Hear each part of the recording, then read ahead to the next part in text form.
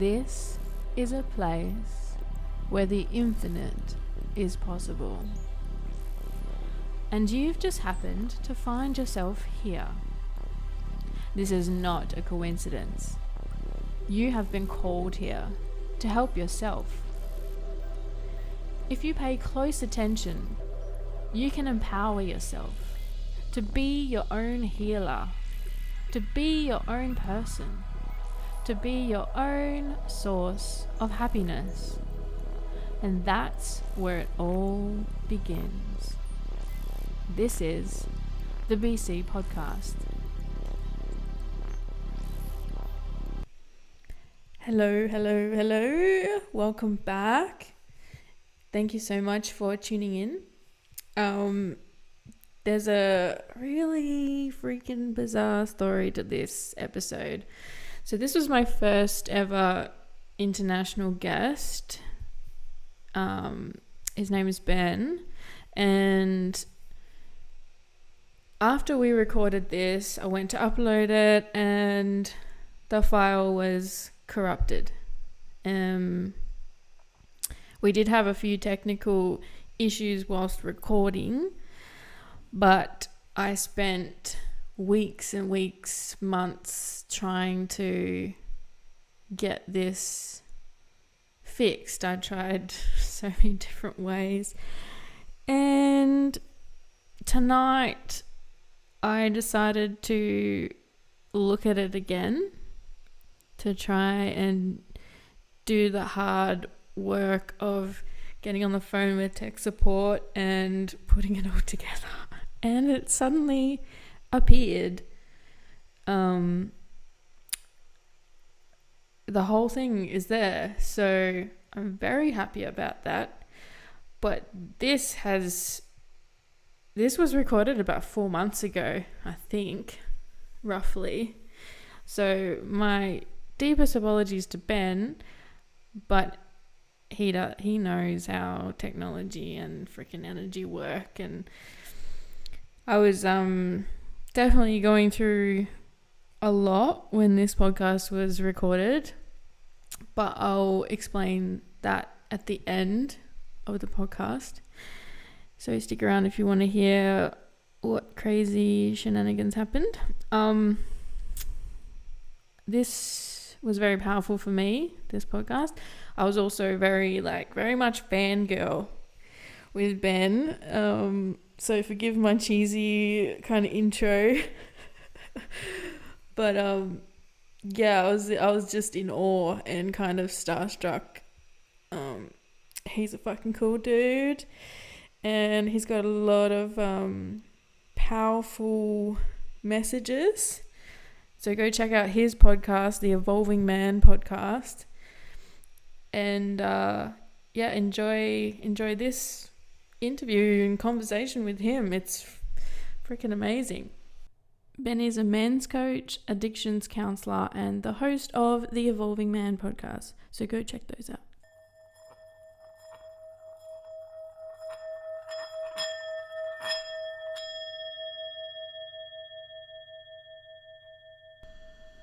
Hello, beautiful people. Welcome to the BC podcast. My name is Beck, and today we have an international guest. Hi, Ben. My name is Ben Goresky. Oh, that's how you pronounce it. Goresky. Nice. Yeah. Awesome. Hi, Ben. Hello. Thanks for having me on. Thank you for coming on. I found you via the Real Rebel podcast, and it just blew my mind. It blew my mind, and I've passed on many of your podcasts to my friends. Once I found out you have your own podcast, I just went nuts listening to almost all of them, and I just feel like you're a phenomenal dude doing his mission, trying to help people, and you got your own growing going on constantly, but you're all about other people And so really want to talk to you about, where that came from and your story a bit, and yeah. Thank you. Yeah, I appreciate the support, and I appreciate the spreading of the message and the encouragement. As with most podcast hosts, it's not my full-time gig, and podcasting, it can be kind of a thankless thing sometimes because you're putting in all of this work and you're not getting directly paid for it like you do for a lot of other work that you do in the world, right?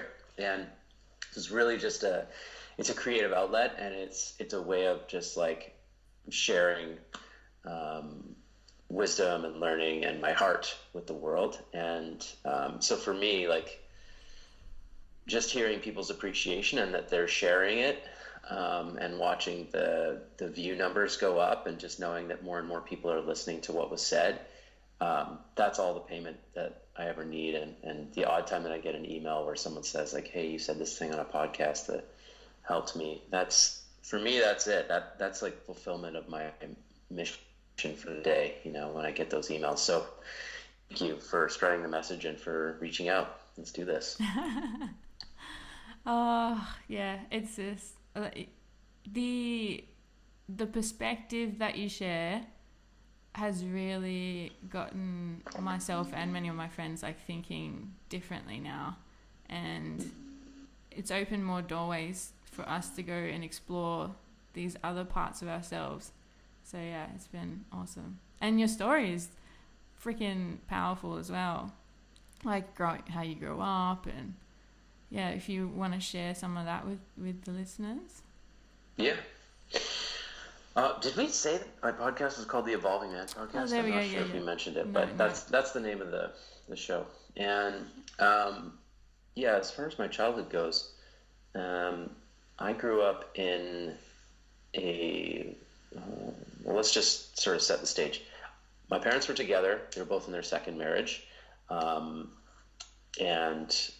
they were pretty happily married as far as married couples go. And my dad was a doctor. My mother was a nurse. When at the times that she was working, she took lots of time off to raise us at particular times. But I had two older brothers, and one was 3 years older, one was 10 years older. And we lived in a suburb of Calgary, Alberta in Canada, and 8-month winters with snow and short 4-month summers with dry heat. Wow.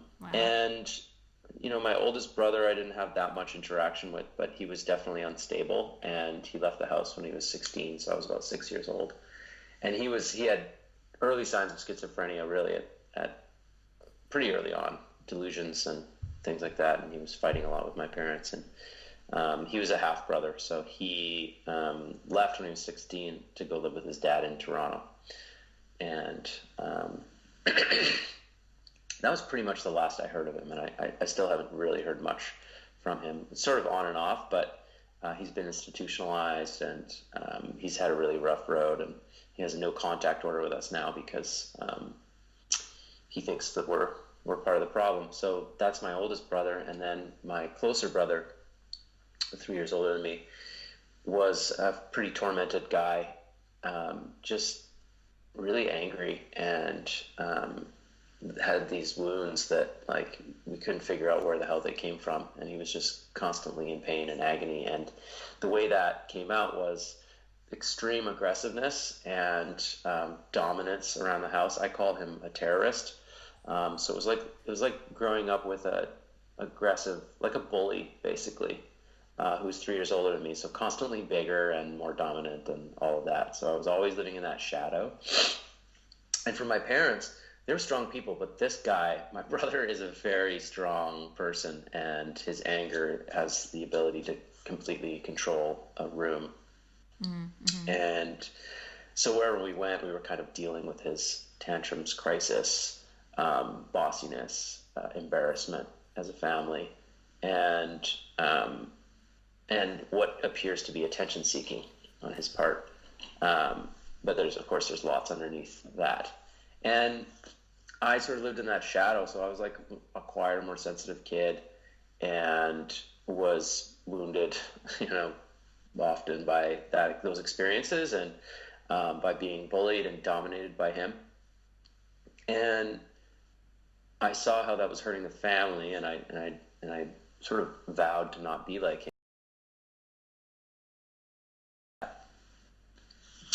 And but programming is programming, and so I started acting out in school, in grade 2, and getting kicked out of class and attention seeking, and by the time I was in grade 4, my brother had been medicated for ADD by the time he was in grade 4. So he's in grade 7 at this time, and I got medicated by the same doctor. So both of us are on medication for ADD and ADHD, Ritalin. At the time, Ritalin was the drug. And we're basically walking the same path through school, and he's getting kicked out, and he's getting thrown in jail, and things just sort of spiraled out for him, and he started using drugs, and things continued to spiral out for me, because I was wounded, and I had no role model to to like show me the way, the good way, and yeah, lots of suspensions and expulsions, and I felt drawn to whatever would make me feel some relief internally, whatever would make me feel good. So eventually I found, I think the first substance I used was alcohol, and I thought that was amazing. And then I found cannabis shortly after, and I thought that was amazing. And I remember I had to smoke 2 or 3 times before I actually got high. But the first time I did get high, I remember thinking like, oh, this is why my brother used this stuff, because it feels so like my pain is gone. And I decided I'd use it every day. I was like, this is it for me. This is my solution. And that's what I did. I just started using drugs and alcohol every day. And go to high, go to school drunk. My attendance got worse, and sorry. And my life got worse. My parents started kicking me out of the house because of my behavior, and my brother also had entered into a rehab center around the time, shortly after I started using. And their rules were like, if there's someone using in the house, they're out, because pretty soon they do this like hosting system where the kids who are farther along in treatment, they bring the newer kids home at night, and they sleep in the yeah. So they were preparing the home kind of thing, and they were like, we can't have this kid using in here, even if he's a sibling. So the heat was turned up on me, and I was kicked out. I came back. I was kicked out. I came back. I got in trouble with the law, and then I was convinced. I was told, hey, you can come home if you go for an assessment at this rehab center. And I was like, oh, that's fine. I'll pass that with flying colors. I'm not an addict. And they did the assessment. They drug tested me, and they were like, well, you're high right now. You told us you haven't used drugs for 3 weeks, but you're high right now. And so they kept me there. And this was like at the time, it's still this way in Alberta. You can keep a minor in a center like that if they qualify and if the parents sign them in. So my parents signed me into this rehab center. And I stayed there for 1 year and a month, basically doing therapy full time. Wow. Were you mad at your parents for doing that? I was mad at them. I was kind of mad at myself for like being wrong about the assessment, because I knew the place. Like I had met the people there. I had gone there for these like sibling group sessions, and I was just in so much denial. I seriously was in such denial in my life that I didn't think I had a problem, and I did.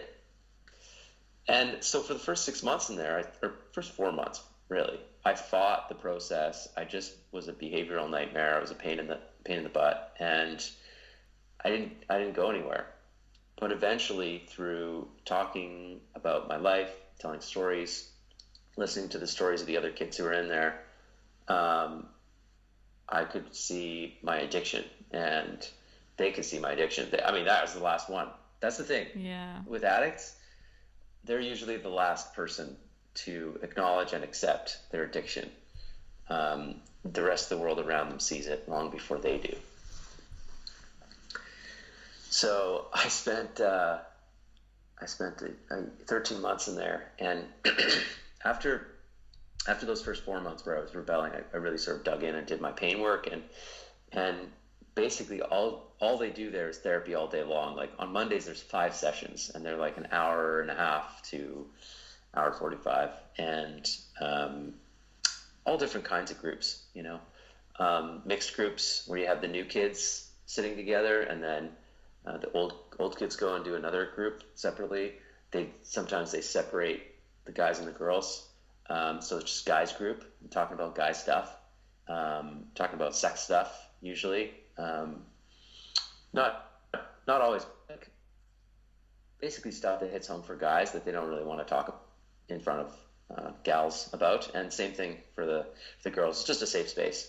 And those groups in particular, the ones with the guys, were really healing for me, because we talked about anything and everything. We revealed our secrets to each other, and we still supported each other and cared for each other. And we talked about our wounds with our dads and like all that stuff. And it was big. Like a lot of times when walking out of guys rap, they called it guys rap.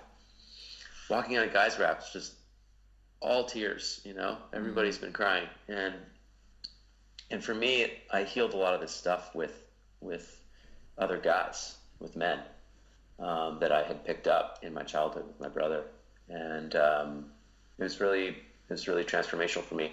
And my brother got kicked out of that treatment center shortly after I came in. Actually, he'd been there for 10 or 11 months already, and he was above 18. So at that point, you're there willingly, and he wasn't doing anything. So he broke some rules, and they kicked him out. And so I was there on my own, and that was my chance to sort of turn things around. And so, yeah, I finished that program. I don't know how far you want to go into the story. That's the first 16 years of my life right there. Yeah, wow. That's hectic. Well, that's inspired you to work with addicts, was it? Or Yeah. So what happened from there was I got my life together, and I finished treatment. And in the second half of treatment, it's all about giving back. You're still doing your own work, but from actually step 3 onwards, you're taking kids into your home. So you start out going to these other homes, these other families farther along in treatment, and you're away from your home. So I didn't see I didn't step foot into my own home for 8 months. Wow. Meanwhile, my parents were doing their own work as well. So this treatment center encourages parents. They do therapy with the parents. And so by the time you get home, your parents have done some work, you've done a bunch of work, and things can be different. So then you start taking these younger guys in, and you all of a sudden you flip roles, and it can be quite intense, moving from being cared for constantly to all of a sudden you're providing for the safety and especially the emotional safety of these they call them newcomers. So I spent the other half of my treatment time in service to the newer kids, and that was my first taste of giving back, and so I graduated. I finished high school. That was not without its bumps in the road. Yeah. They count the time against you in high school. So I did 6 months of high school, then I dropped out, went to rehab for a year. They counted that year against me. So when I came back to school, they were like, you got a year and a half to finish all of your credits. Oh, wow. And I pretty much had none. So I did each semester, I did all my core subjects for the year. So I just did math, social, science, and English 10 one semester. And then the next semester I was in 11. And the next semester I was in 12. Wow. and I finished it. While you were in the rehab, they didn't homeschool you or anything. It was just constant therapy. No, I mean, up to step 9, they do the 12 steps in this rehab. And so for the first like 10 months, there's no time. It's just pure therapy time. But once you get to step 8 and 9, which is towards the end of your treatment, they do have a classroom with a certified teacher, and they can get you some credits for some of the stuff that you've done in treatment, some of the stuff you've done in the gym, like your gym time. And I think I did CALM, CALM, which is like career and life management. Through them, like they just had me write 2 essays about like how I did well, what I did in rehab, basically, and they got me credits. So the combination of them hooking me up with some of these credits, which is really great, and me going back and just cranking hard, got me pretty much where I needed to be. I think I was like 5 credits short or 10 credits short of a diploma when I finished high school. Wow. So then I had to go and take a couple extra courses at a college like afterwards. That's a huge like progression from, you know, not wanting to be at school to just working hardcore overtime at the end there. Wow. Yeah, it was intense, and you know, for any addict in recovery, they'll relate to this. You're kind of in between worlds for a while there, while you really establish who you are in your new life. And you don't go into rehab one person and just come out the other and just like ready to go. All of those steps that you make afterwards you're kind of in between. Like I entered back into school where all my history was like rebelling, telling teachers to F off, not going to class, not showing any interest, acting out, getting booted, and being a behavioral issue, right? Mm-hmm. And now all of a sudden I'm like, okay, I do want something different in my life. I want to be a good student, and I want to just like get stuff done, and I want to just sort of disappear into the back of the class and not be a problem. But I had all of that programming still there, and I was an active guy who I just had a lot of attention and a lot of energy moving around. So, and through going through the rehab center and having those teachers, I actually was labeled as like a special needs learner or something. Mm-hmm. I was coded, they call it. I was coded with a special code that says like this kid has ADD and he needs a special classroom. And so all of my teachers actually had a special eye on me, like watching me, like, okay, this is like a learning disabled guy or whatever, or behavioral nightmare. Mm. Yeah. And so I did get into some trouble. I got into some trouble where I had a teacher she was a younger lady, and I think maybe she was intimidated by my energy, and I didn't respect that.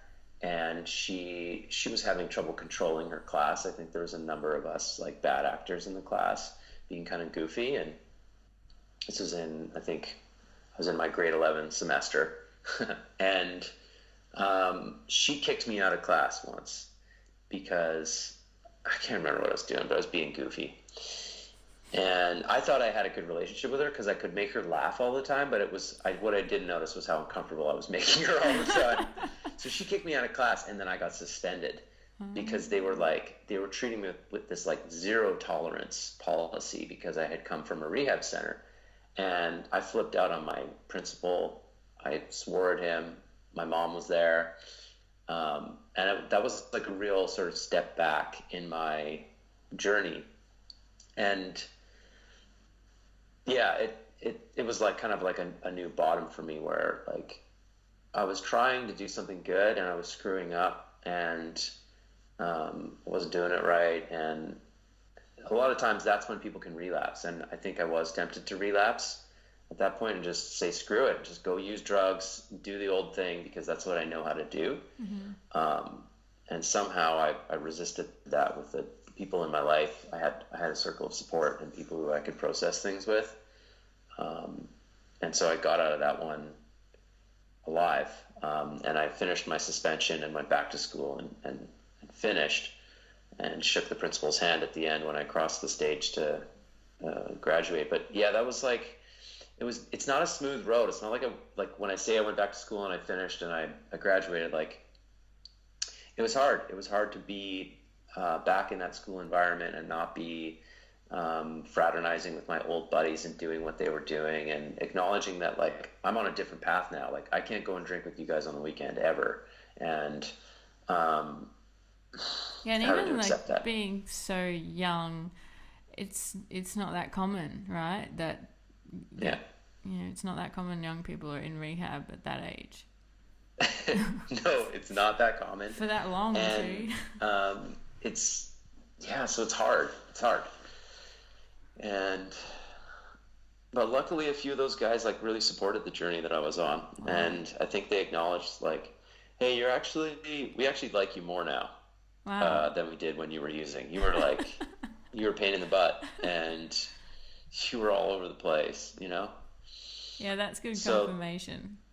yeah. Yeah. And so these guys weren't addicts like I was. Like I was lucky to be running around with some guys who weren't super deep into addiction or anything. Like they were messing around and they were drinking and using a lot, but they were on a more normal level, let's just say. Mm-hmm. So they had the presence of mind to sort of like see my process and kind of support it.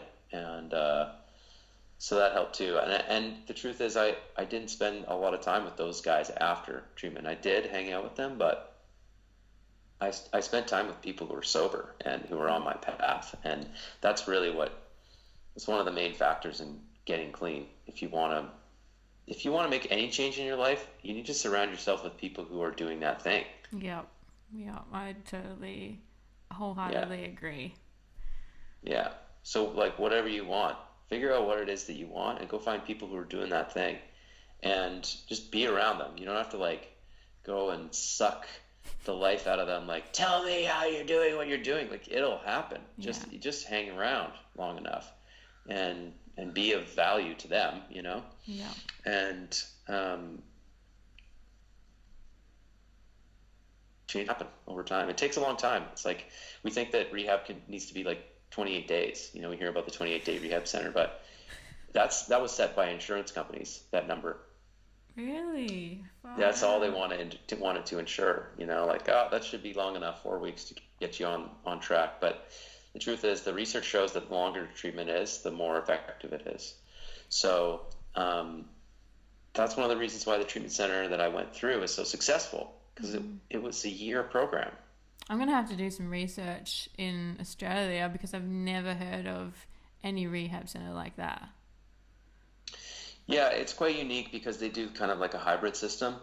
If you were to run it as a residential treatment center, the way that the 28-day centers are, it would cost $150,000 probably to put a kid through treatment. Because those 28-day centers are, 10 grand sometimes. Wow. So what they did was they did this hosting system where the parents who send their kids into treatment actually take kids home. So there's no residential facilities, there's no staff on overnight, and you just come to the center during the day. And there's a lot of liability stuff there. Like you've got these kids who don't want to be in treatment. They're basically like imprisoned, somehow being taken to a home that you have to like reverse the locks on the doors and put some bars on the windows so the kid doesn't sneak out in the middle of the night. Oh, wow. So there's all this stuff they have to do that's kind of crazy, but they make it work financially for people to the point where it's $150 a day or something instead of $250 or $300 a day for a residential treatment center. Wow. Are you still in touch with the facility at all? I have contact with them sometimes, but I get their emails. Oh, yeah. I do know a lot of the people that went through there. So what ended up happening was I worked there for 4 years. So I integrated well with that community, and I've been watching how it's been progressing. They have their ups and downs as well. Yeah. In that community. So it's centered in Calgary, Alberta. That's where the rehab center is, and it's called AARC, the ARC. ARC. Yeah, arc.ab.ca is their website, I think. So I did that, and I finished high school. I got my diploma. I upgraded, and when I looked at what I wanted to do for a full-time job, I was like, I think I'd like to check out being a peer counselor. So another way that they cut costs at this treatment center is they use what's called peer counselors. So people who have finished treatment recently come back as low-level counselors. And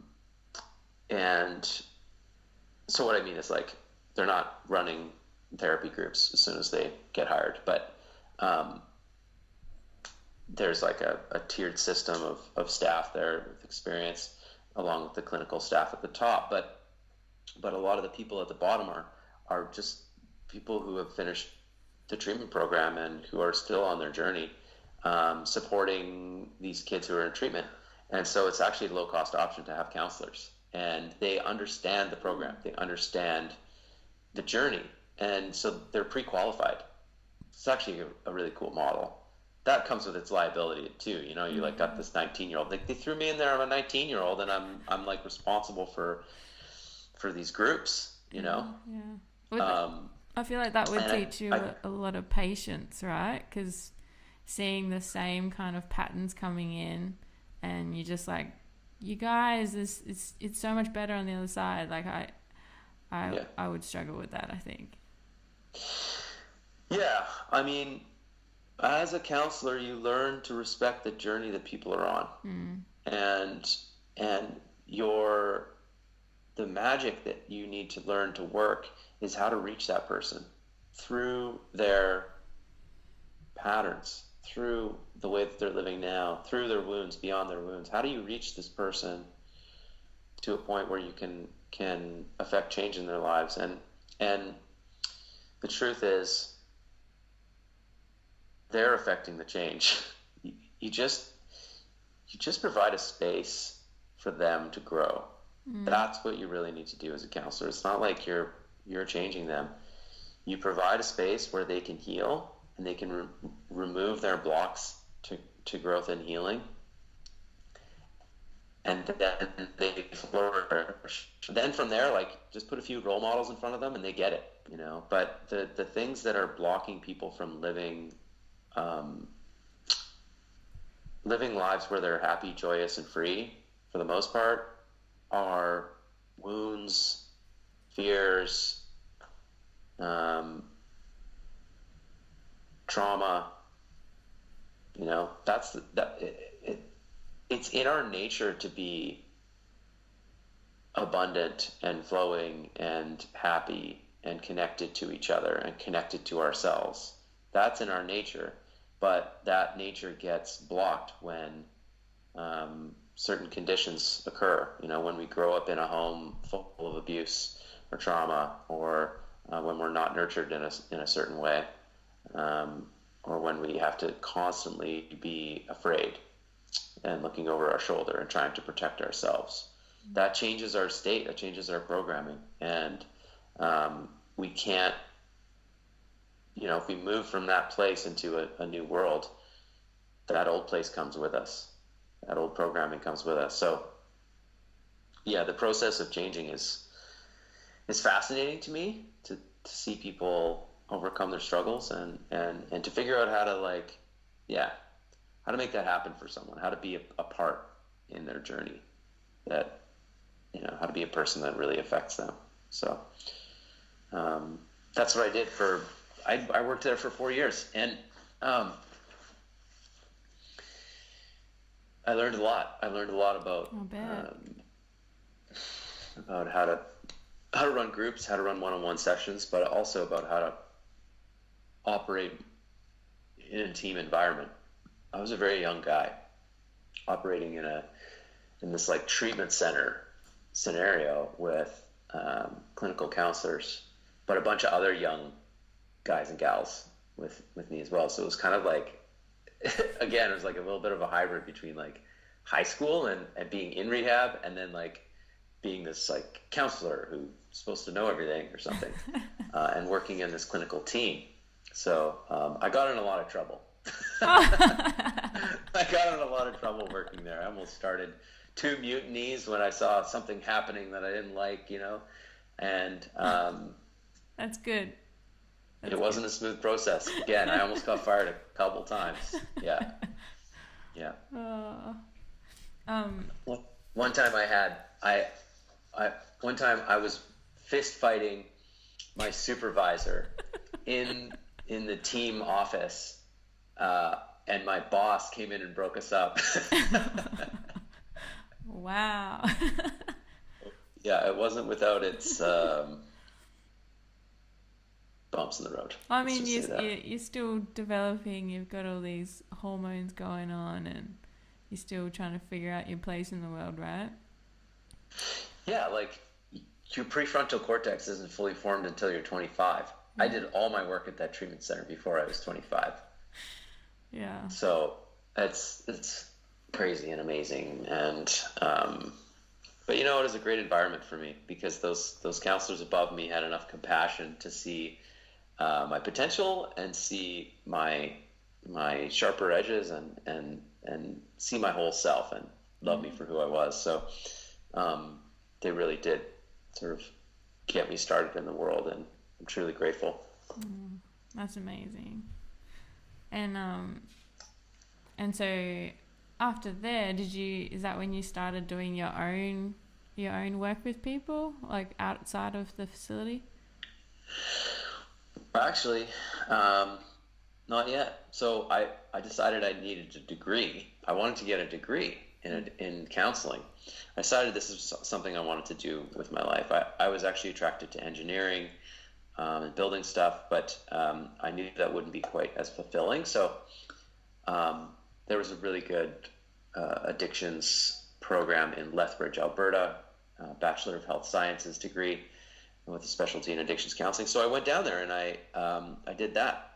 And that was a really good inward journey, being away from that treatment center, because it's just kind of like it's almost like a church community at the treatment center, like or sometimes we joked about it being kind of culty, you know, because there's this small group and like we're the recovering addicts in the city, and I don't know, there was just we had a lot of pride and ego around being who we were there, and so everybody sort of stuck together. So getting away from that was good for a while, and going on more of a spiritual journey and reading more books, and like that's when I found Eckhart Tolle and Don Miguel Ruiz and like Ken Wilber, and the professors at my school introduced me to all this really good spiritual reading, and that was great. I finished that, and then I got my first job at a wilderness treatment center, and it was just forming. This was a program that was just starting, funded by the government, but through a sort of an independent nonprofit organization called Enviros, and they were just forming a program for adult men, and aged 18 to 25, and they're using the wilderness to help them treat their addiction. And it was a 90-day program, and I was like, holy crap, this is like perfect for me. I hope they'll hire me. And then I went and did the interview, and they were basically like, holy crap, you're perfect for us. Will you work for us? Awesome. Because at the time I kind of knew this going into my degree. I was like, if I actually get this degree, I'm actually going to be a pretty hot commodity in the addictions counseling market, because I'm a male. There's a lot of women in my program. I'm young. I'm not like some 50-year-old guy who's got a degree in something else. And I've got a specific degree in addictions counseling, which there's actually not a lot of. There's mostly certificates out there as far as education goes. So it worked out, and they had been interviewing a lot of like wilderness-based people who had a lot of wilderness experience. Mm-hmm. So they basically brought this team together of a few addictions counselors and some wilderness guides, and they tried to cross-train and have the addictions people teach the wilderness guides about addiction and how to treat addiction, and they had the wilderness guides teach the addictions people about the wilderness and how to use the wilderness for learning. And it was genius, actually, how they did that. It was not without its issues as well. There was people that were not a good fit for the team. There was people who were not able to learn about addiction. There were people who had their own addictions that needed to go, you know? But we spent 6 months sort of training and forming and building this program and designing it for young men to come in for 90 days and be led through this process of basically reconnecting to themselves, reconnecting to nature, and reconnecting to other people. And it worked really well. It sounds like it'd be sort of almost like an initiation as well. For sure. And we did things with guys called solos, where they would go out into the woods alone for 24 hours or 48 hours. And in Alberta's rough sometimes. like I said, 8 months of the year, you could be freezing your nose tip off, you know? Like it goes to -30, -40 there sometimes. So, but yeah, we'd work up to these things called solos with guys where they'd go out and just be alone in the woods, and we knew where they were. We always knew where they were, and we could sort of like go in and peek on them, check on them. But the point was that they had to face themselves and just be alone out there. No phones, no distractions. You just face your mind. A little bit like a Vipassana, if you've ever heard of that, a Vipassana retreat. Yeah. It's like all you're doing is meditating all day. Yeah. So yeah, it was a bit of an initiation for them. So I learned all about that stuff, and I got a more of a view into more men's specific stuff. We didn't do a lot of like men's work quote there. We didn't have many influencers from like the men's work community, but we did instinctively move towards things like working with the moral code. You know, that was really strong for guys, having them learn and discover what's your moral code and where are you out of alignment and what happens when you're out of alignment. You know? How does one find their moral code? Well, basically the discovery process that we would work through with them was a series of sessions and questions asking them like what's important to them and what do they value. You know, we would do these experiences where we like write down all the things that you value, and here's a bunch of ideas of like virtues and values, and they would sort of pick what means something to them, and they would describe why, and then we would look at like, okay, well, where is the incongruence? Like, what's important to you versus how you are or how you have been in the world, and have them look at that, and just give them time to refine that, and sometimes challenge them to sort of boil it down. Like, okay, write 50 things that are important to you, and then we boil it down to very specific things, and see if we can get it down to like your top 10 or your top 5 things that are important to you, and then see how that affects you. And like, you know, in your week, as you move through your week, see how the conflicts that you have with other people, how are your values related to that? You know, like let's say you value respect. Respect is something really, really important to you. And when you have conflicts with people, lo and behold, a lot of times what will come up for you is that you feel disrespected by what they said or by how they moved, how they behaved, whatever. So, and then you start to see that in yourself. You know, like, oh, how am I not treating myself with respect? Or how am I not treating other people with respect? You know, and you get some feedback. So we would encourage the guys to give each other feedback. Like, well, how do you feel disrespected by him? Wow. And not a tit for tat thing, but just like all this, like, it's sort of like sharpening, you know? And so there's that. And then there's like looking at what do other people have as a moral code? What moral codes are out there, you know? The men's group that I'm a part of right now has something called the 14-point code of the conscious warrior. And it is a distilled version of many of the warrior codes from throughout history. And this is something that for the most part, when women see this stuff, they're like, oh, cool, you know? But when men see this stuff, they get activated. They're like, oh wow, you know, like there's, I don't know why, but there's something about it, you know, like everybody lives by a moral code, of course, but the reason I bring this up is because it's like one of these tools for guys that is instrumental in shaping who they are. So, you know, we ask these questions and we go through all these experiences so that a guy can figure out, like, who am I? What means something to me in this world? And how can I be something in this world? If you don't have a moral code, you're screwed in that sense. You got to know what's important to you and where you want to go and what you want to be. And it's not about what you want to do for your job. It's like way more broad than that, you know? You want to be an honest, good man with integrity who cares for his people, you know, and is of service to others. You know, you get that to your core, and it's really in there. You've got a million options in the world, and you're operating within your purpose, your mission. So it's very important. Yeah, I really, now that I've gotten so far in my own healing journey, I'm finding that a lot of even men are coming to me to share, and I want to be able to point them into directions that serve them.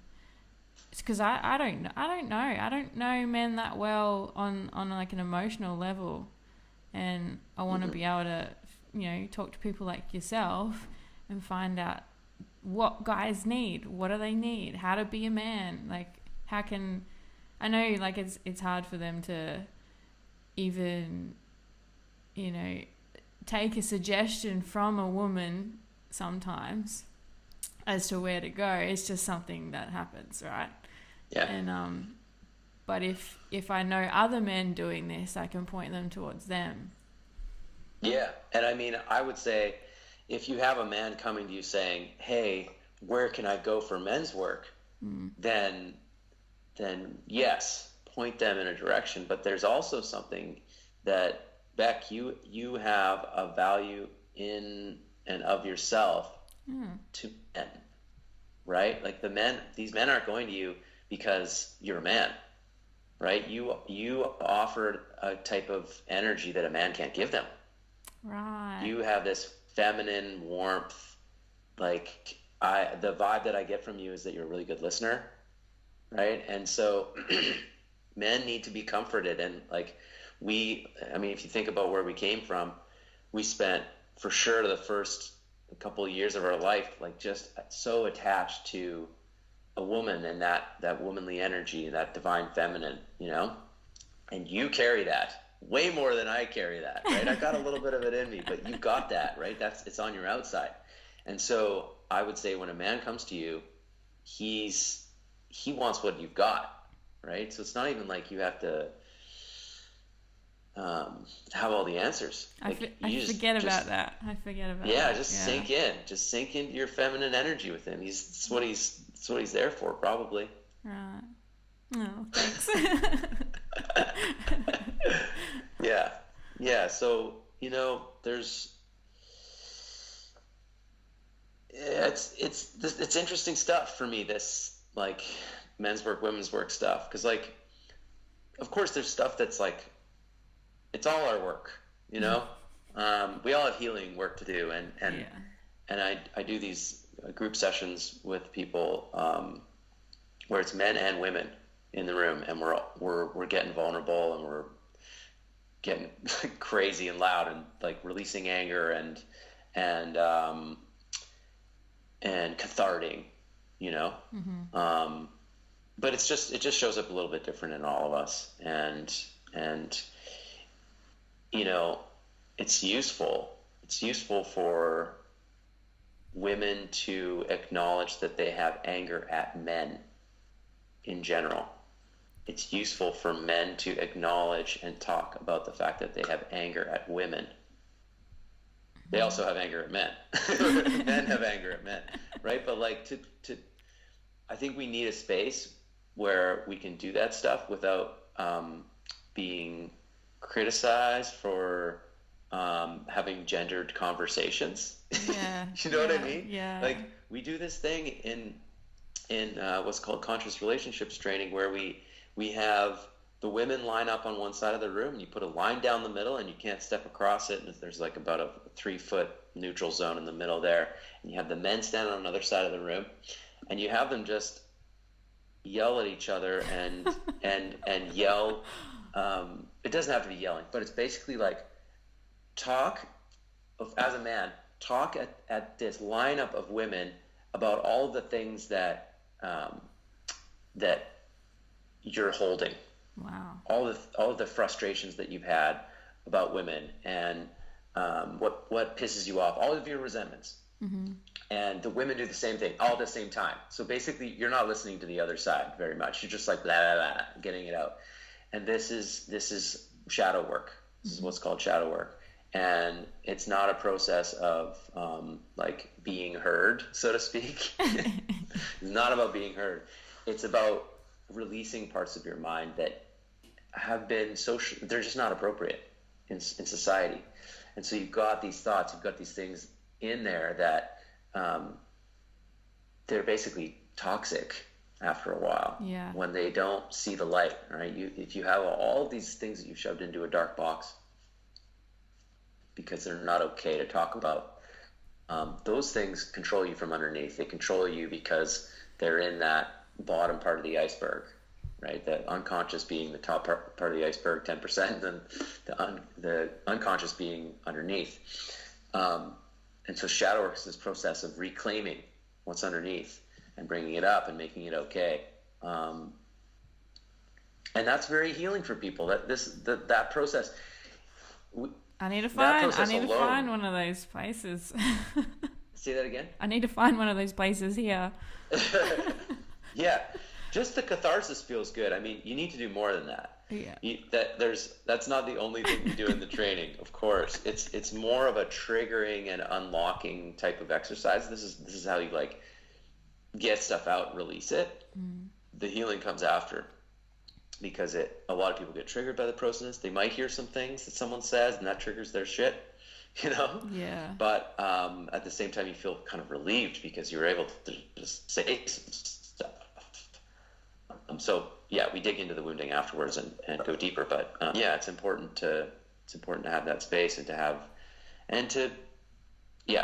men specific work and women specific work for sure. Wow. Yeah. Yeah. Recently I've been going through a major process, and it's like I've done everything on my own pretty much. I mean, I've had people come and guide me at various points, but I've not allowed anyone to see me in those states. And I was recently like so crippled that I couldn't leave the house, and I didn't feel safe, and I definitely didn't feel safe with women, and I had to call on my guy friends to come and like take me out to go get food, just let me cry. And that was the first time I'd ever experienced the beauty in the masculine. Mm-hmm. It's like really recently, and I'm still like kind of processing all of that and just going, what's my issue with women there? And it was like, I always feel like I'm the strong one and I'm the protector, and I didn't feel like any of the women around me were adequate enough to protect me while I was in that state. And then, it's got me thinking about, do I always feel like this, or is that the role of the man for me? We've got a lot more questions now. Yeah, it's certainly what you've made it, for sure. And yeah, that's cool. That's cool that you're seeing that and that you're in that process. Like,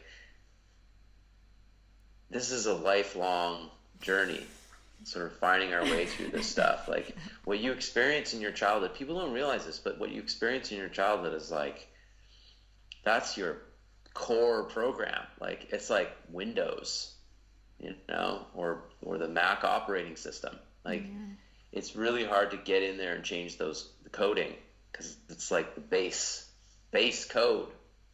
And it's possible, but it takes a long time, and people need to really be patient with themselves, I think. Like you're probably going to be sorting through whatever you've got with women for a long time here. And that's okay, but like up until that point, I thought all my shit was with men. Yeah. Yes. Yeah. Yeah, you got to look at the other side. Yeah. And we do this thing called the forgiveness meditation sometimes that we run with people in workshops. And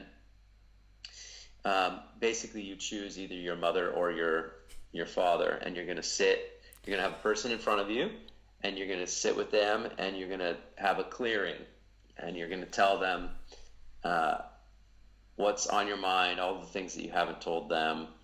You're going to tell them why you're angry, and then you're going to recognize and acknowledge, like, what I see in you is what I see in me. You're going to own some of your resentments, right? Wow. And a lot of times we tell people, like, whoever you've chosen, choose the opposite person, because the opposite person is probably the one who you're avoiding the pain, we just have a tendency to look away. Yeah. Mm-hmm. Yeah. And like you're saying, the truth is you got stuff with women and men. Yeah. Right? I was just thinking that actually, because I was like, I chose my mum in my mind, and I'm like, I know I have issues with her, and then I sort of deny that I've got issues with my dad, even though I know I do. Yeah. And so in men's work, what we do, one of the things we do is we get into a guy's story with his dad, and we talk about what his relationship was like with his dad growing up, what he learned from his dad, how he experienced his dad, how did he experience him, versus what his dad's intentions were. They're usually very different. And all guys have stuff with their dads, basically. We've all got wounds with the masculine. And for us, the reason why that's so important is that whatever is holding us back, whatever we haven't done to wounding with the masculine, that affects our relationship with all other men in the world. And it affects our relationship to ourself as a man. So if I think that men aren't safe, they don't deserve trust. I'm very skeptical of men in power. Yeah. I believe that the power structures of the world are organized in a way that is meant to imprison us all. Maybe I'm into conspiracy theories that we're going. I'm not going to be a man who allows myself to be in my power. I'm not going to step into my power in the world. I'm not going to become a CEO. I'm not going to really level up and be a mountainous, and I'm going to be very skeptical of my own power. When someone tries to give me power, I'll reject it. Someone tries to give me a promotion, I'll sabotage it. And this all stems back to my relationship to the masculine. So for guys, this is really important to do this work, because wherever you're holding back in your life, wherever you're not reaching your ultimate potential, it's some form of self-rejection, really. It's rejection of the masculine, and not trusting power. And so you don't trust your own power. If you don't trust power in the world in general, no power, all power is evil. Well, good luck having your own power. Good luck stepping into your power, right? So you have to work through that stuff, and it does take a group of other guys to do that work a lot of the time. You need mirrors and reflectors and people to go you know what, Ben, I don't know about that. You should take a second look, and then guys tell their own story. So, and in women's work, it's the main work that they do is the mother wound, and that's a whole other thing that I don't understand as well. Well, Go ahead. your partner and yourself. Does your partner do this woman work? Yeah, so my partner's name online is Shelina Ayana, Sheleana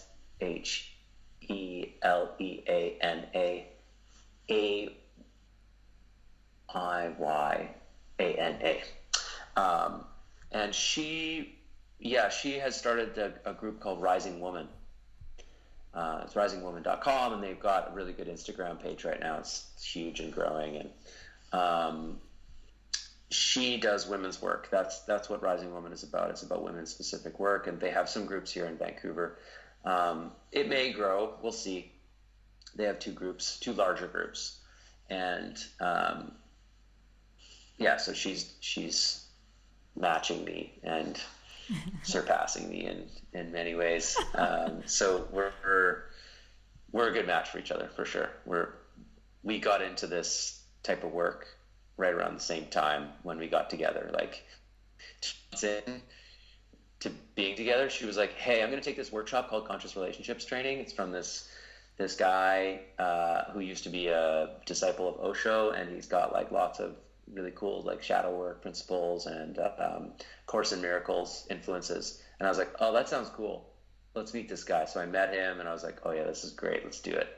Even though we were only 2 months into a relationship, we started like doing shadow work, screaming, and like, wow, revealing ourselves in front of the room early on. But it was like, we just loved it. We're total geeks for it. So we're a great match. I was actually, like, I've been wondering, like, the guy that comes into my life, do I want him to be on this path as much as I am, or like right. How, like, I feel like having two people that are conscious, always talking about their feelings, like, that's what I assume would be happening a lot. Right. Is that draining? Is it productive? Is it, Yeah, well, right. Totally. I know what you mean. What I've learned in the process is that there's actually, once, like, you've got a whole bunch of all different kinds of people in the work, right? And of those people, you've got some people who really love to overprocess things and talk about their feelings all the time. Mm-hmm. And you've got some people who actually don't. Even though they're into personal growth work and they do this stuff, they don't want to overprocess and like really get into it. And what you're describing is when you get two people together who really just love to constantly be processing and talking about what's happening and talking about the feelings. That is usually a bad match, and we've seen it in our circles. We've seen friends get together and we're like, bad match. You guys are just constantly talking about your relationship instead of being in it, Yeah. But for Shelina and I, it works quite well. It's just a function of our two designs. And if you actually, no matter what profiling system you look at, whether it's Vedic astrology or human design or something else, her and I are a good fit. So we don't overprocess. And I talk about my feelings much less than she does. And we actually both have our issues talking about feelings in general. I tend to be more up in my head and logical, and she brings fire, and to get us both dropped into our hearts with each other, it's tough. And like, we do this for a living. So, yeah, you just got to find the right match. But to answer your question about like, yeah, do you want someone who's into the work, like, or into personal growth stuff? Our teacher always says, like, people ask the question like, well, why would I do this work if my partner's not? And he says, well, you can do conscious relationship work or personal growth work when your partner's not. It's just like a hotter fire, because they're not going to change at all. It's on you to like change how you see the relationship and change how you are in the relationship, and you're sort of steering the change. It's hotter and could be harder. If you're both working on yourselves and you're engaging, it can be easier. But it's funny because your ego's constantly leveling up and co-opting your experience. So if you're both into personal growth, you can get into get this language where you're psychoanalyzing each other and sort of outsmarting each other with the whatever lingo, and it's harder and harder to catch your ego when it's actually controlling the process. So yes, very good points. Yeah. Very good points. Thank you. Yeah. So to finish my story, I worked at this treatment center, and that was great. And then I was really attracted to coming out to the BC coast because I was just so done with those Alberta winters, and it's like Siberia over there, for me. And I'd travel and be like, wow, warm places, it's just so cool, green trees.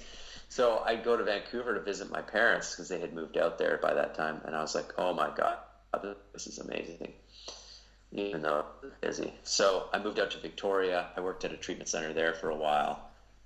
That job didn't work out for a number of reasons. I liked the clients, but I wasn't a good fit on the staff team.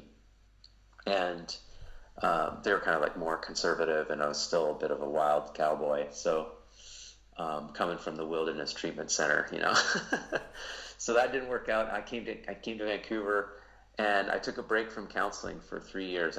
I learned how to do construction. I learned high-end glass construction.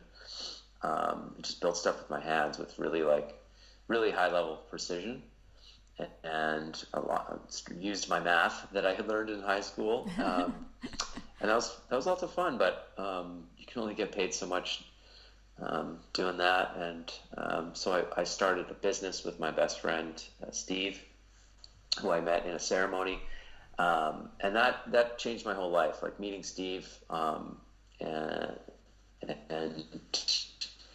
my friend Ushi at that time, who's actually Australian.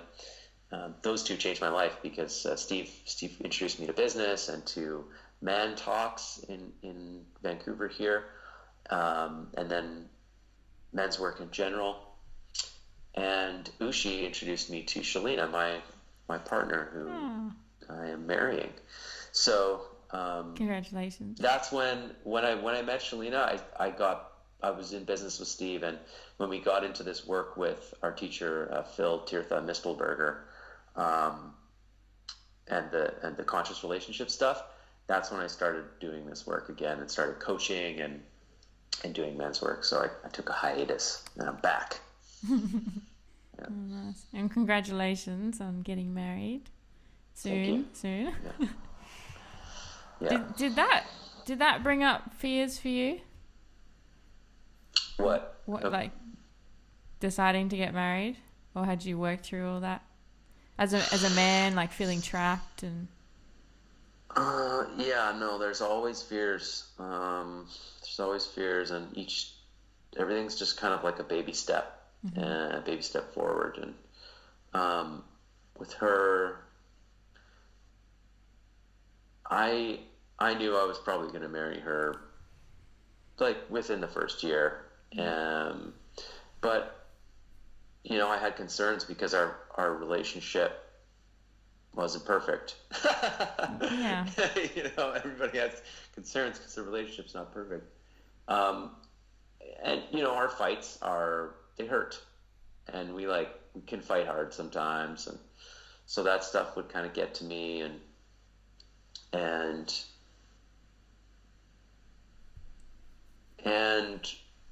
as a man committing to a woman for the rest of your life, even in my 30s, is hard because I have that part of me that wants to just impregnate everyone and just the biological drive to spread the seed everywhere. But I joined a men's group for a reason, and it was because I needed help working through this stuff. Mm-hmm. And one of the things that men work through is their relationship to commitment.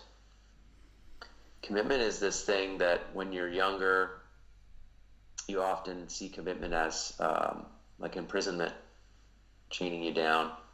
And so you see that in a relationship where guys feel like, oh, if I commit to this woman, then I lose my freedom.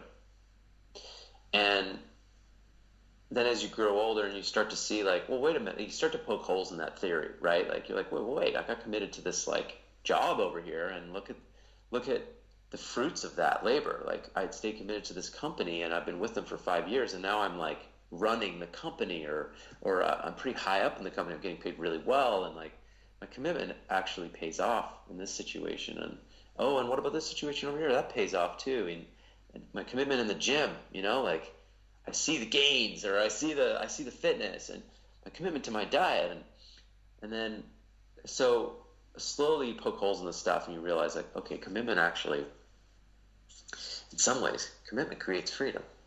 It's like backwards. I was backwards. I had it wrong. And I think the biggest one for guys is commitment for sexual drives, because of that biological push. Yeah. And it adds to the story that like being single is freedom. So as I worked through that in my mind, I was like, okay, well, I'm going to work with this energy. Like I'm going to work with this energy of commitment with Shalina, and like really commit to our relationship, and like really bring myself and not hold anything back. And this was before I proposed, and it actually felt good. And the more I brought that with her, the more she moved towards me, the more solid we felt together as a couple. So I started to see that energy working for us. And I was like, okay, so if I commit fully, like we're going to be like unstoppable. Yeah. We're going to be an unstoppable team. And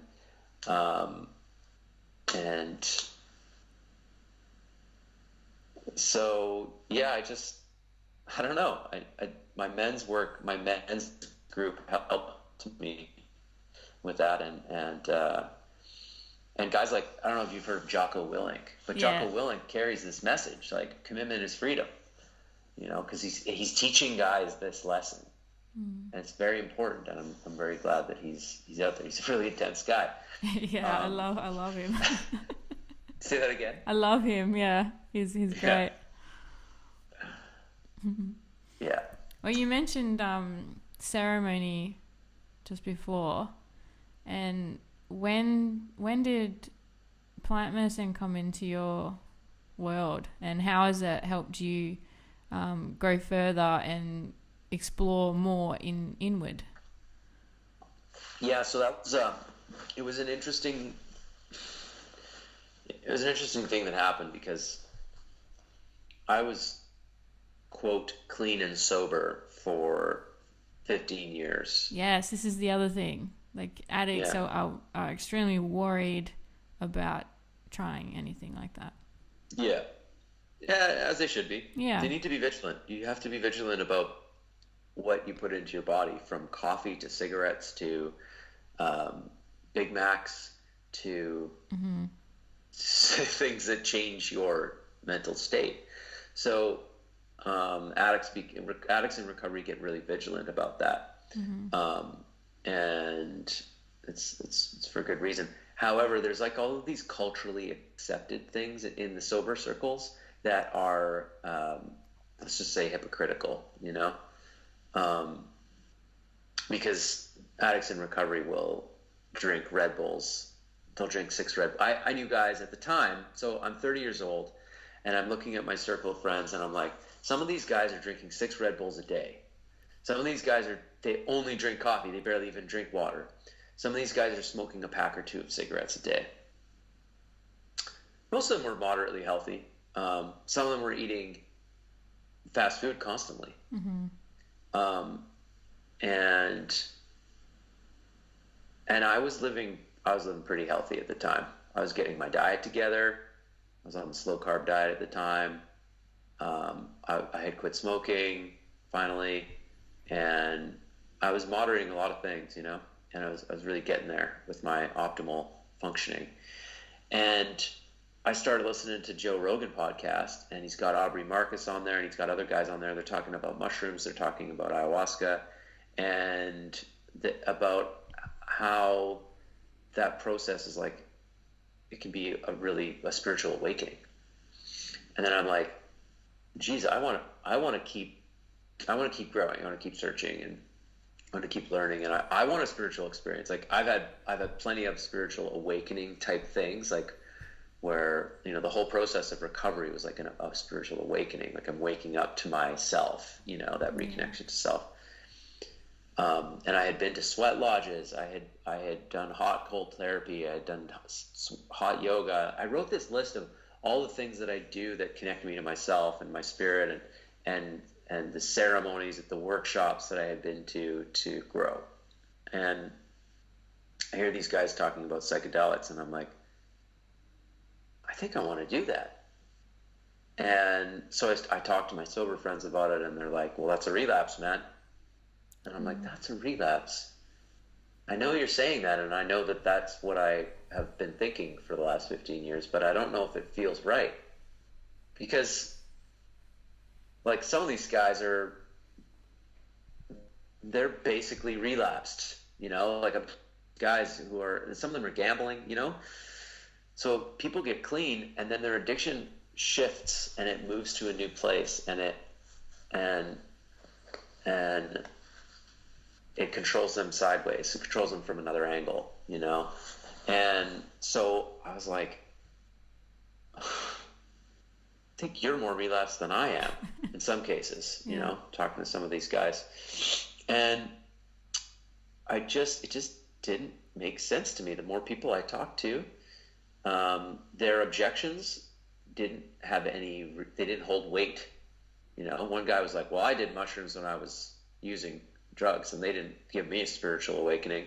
I'm like, yeah, you were 12 and you were at a party and you ate a bunch of mushrooms and everything started to melt. Like, of course it wasn't a spiritual experience. But because I was learning about set and setting, right? Like it depends who you're with and what your mindset is, like where you're at and what you want. Like if this thing that you're about to put into your body is intelligent, if you were to see it that way, like it's a force, or like it's a person or a shaman who will give you what you're asking for, you're not going to get that at a party when you're 16. Yeah. But you might get that if you sit in a circle with the right people. So, I finally just I was like, I'm doing this. And I did it with a friend who had experience, who I trusted. He sort of was my trip sitter, and we went to this really special place on the BC coast called Sombrio. You kind of have to hike a little bit to get there, and it's like heaven. I'm telling you guys, it's so beautiful. And it's in a provincial park, so you can't buy a house there. Oh, nice. So I don't feel too bad telling the Australian listeners about it. So anyways, we went there, we did that, and it was like amazing for me. And I came out of it. My big question was so did I relapse? And the medicine in me was like, no, you didn't relapse. You just connected to your heart, you know? Wow. And that was really cool. So then I started seeking ayahuasca, and through some friends, I found that here. And I actually got in at this really amazing time. I did this ceremony in a longhouse, a native First Nations longhouse here in the area, and where there was really good medicine carriers there. There was one man from Peru who was one of the most revered shamans in Peru, came up, and a bunch of his assistants, and that was amazing. We don't have enough time for me to describe what happened in there, but basically it was it's like a near-death experience where you I left my body essentially and didn't forgot who humans were and what Earth was, you know. And I went to this other dimension that was infinite, and then I slowly came back. And I was actually with my friend Ushi, and I was with Steve. And as I came back, it was like very novel, remembering humans, remembering Earth, and remembering like politics and all like the funny crap we do, you know, and then remembering my body and like touching this thing and like kind of coming back. And after that, I realized why Gabor Mate is working with this medicine. He works with addicts, and why so many people come to ayahuasca looking for some kind of healing, because it connects us to the core part of us that is not always, we don't always have access to it. We're blocked, you know, and it removes all those blocks and just connects you to like whatever the hell you were before you were born. And so it's very cool. Very cool.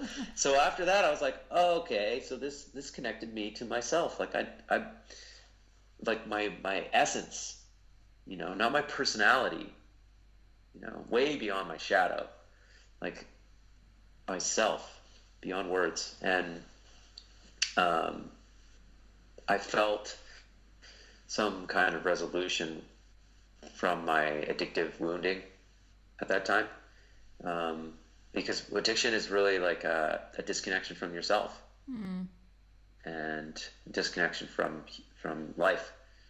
And I felt this sort of reconnection thing happening, and it was beautiful. So ever since then, I've been in that work where, you know, we drop in still every once in a while, and with moderation, of course. And yeah, I've not relapsed into using drugs as I had feared, but I feel like I did the process correctly. You know, in my eyes, like, I think cleaning up sober is a good idea, and learning to live completely sober initially is a good idea. I wouldn't recommend that addicts get 2 days sober and go drink a bunch of ayahuasca. Yeah. But it is a good accessory to a person's journey. After some time, when a person feels ready. I think the truth is early on, it can just be too intense, because there's a lot of wounding. What happens when you go to that space is your wounds start to come up, they come out, they're revealed. The blocks to those things are gone. Yeah. And so when you're really fresh, like, there's a lot of stuff that's going to come up. So you want to take it slow. And but that said, ibogaine. Have you heard about ibogaine? I've heard of it. Yeah. Initially, I was like, I'll put it on my list. Now I'm like, maybe not. Take it off your list. Yeah. I know, it's off my list too. Like, I suppose I'm open to someday, but like, it's certainly not top of mind. I'm definitely not at that level. It's one of the scarier ones to take, but possibly the most. But opiate addicts, there's something that happens with ibogaine, iboga, where it neutralizes the opiate receptors. And for people who have damaged opiate receptors because they've been using opiates, this stuff gets them off their addiction in a matter of days through a couple of treatments. So, and it also provides the psychedelic experience that I'm describing with ayahuasca, but in a different way and different medicine. And a lot longer. Yeah, it's wild stuff. So, but yeah, now I'm so sure, and I understand so deeply now that, like, if you want healing, go to the places where people have been healing for centuries. You know, like, go. It's not old technology. You know what I mean? Like, it is old by, like, it is physically older, like Yeah. it is the oldest technology, but it's not like out of date or not useful anymore because it's old, whereas like certain, like a iPhone from 10 years ago is useless, Yeah. Yeah. but like this stuff is now when I sit in sweat lodge with people and I connect to like the medicine people of my area, I now so deeply know like, oh yeah, these are the people who understand healing at the deepest level, because this is like they've been doing this for so many generations. And so I encourage people to go find the old school stuff, the good old school stuff if you're looking for healing. And so even with Phil Tirtha Mistelberger, the guy that we're working with the conscious relationship stuff, he was a disciple of Osho, and so this stuff is like a few generations back, and it's gold, man. The work that he's doing, the groups that we do that are somewhat confrontational, it's powerful because we're working with deeper layers of the human psyche. So go to the places where people have been doing it for a long time. Go to the sweat lodges, go to the medicine circles, and you'll find what you're looking for if you just stay on the path, that's for sure. Yeah. And quickly before we wrap things up, can you, because you know about addictions, can you talk about specifically food addiction? And because you can't abstain from food really, so how do you correct that? Because I haven't heard many people talking about food addiction and how to help yourself. Yeah. So food addiction is what we call a process addiction, because it doesn't involve a drug, basically. So sex addiction, food addiction, gambling addiction, they all have a unique video game addiction. They all have a unique thing going on. Because with gambling and video games, you're not even putting anything into your body, right? It really is a process. Whereas with food and arguably with sex, you're putting something in your body. But so addiction deals with the reward pathways of the brain, right? And it's almost like your animal brain has hijacked the rest of your body and the rest of your brain. And it's just seeking pleasure. And what we find with all addictions is that pleasure center has been knocked out of alignment by some kind of wounding in childhood or wounding somewhere along the way. And that we eat to cover our pain, or we restrict food to cover up our pain in a way that like it's a little more like controlling. It's a little more emo. You're like punishing yourself, right? Yeah. But the truth is, like, all these addictions you're punishing yourself. So everybody's gonna have like a different threads in their story here, but that's where it all goes back to, right? So if you have food addiction, if you're overeating or if you're undereating, it's about the wounding, and you need to go there. You need to go to people who understand your problem specifically. So if people are having issues with overeating or undereating, go to an anonymous program that there's like Overeaters Anonymous, and I think there's something else. I know there's a program for anorexics and bulimics, and they might even be the same program. I'm not clear on that right now, but you need to find other people who are dealing with what you're dealing with and hear their stories and tell your own story and relate. But yeah. Do you have a more specific question?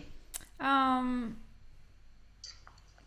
well, like I'm asking for personal reasons, and like I'll often be mindful of what thought has just passed through, what I've heard on the radio or TV or whatever, as I've gone to reach for the thing I didn't need to eat. Yeah. And even if I can't stop myself, I'll just keep being the witness as to what's going on in my mind, and where the guilt is, And there is like a moment, when I was younger, like being force fed and stuff like that. So I feel like that's part of it, but I can't seem to get any deeper. So and I've tried the whole restricting thing, and I can do that for so long, and then a blowout, and this is, and it's just layered. It's like my shielding, my protection, like trying to be invisible to men, and there's a whole thing. Yes. Yeah, and you're right. It's layered, and it's very difficult to deal with these like addictions that that we're still required to like with food, where you're required to eat every day still.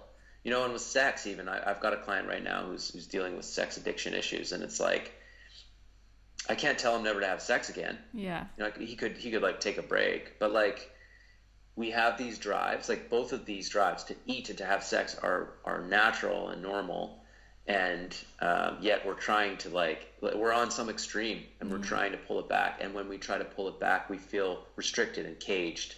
And so it can be a really difficult battle, and furthermore we set these standards for ourselves. We're like, I'm going to do this, and then when we break that, shame. And what do we do with shame? We medicate our shame with our addiction usually. So it's like you eat a muffin, you feel shameful about it. You eat another muffin, you feel shame about it, right? And the same, the sex addict, it's like they act out in some way.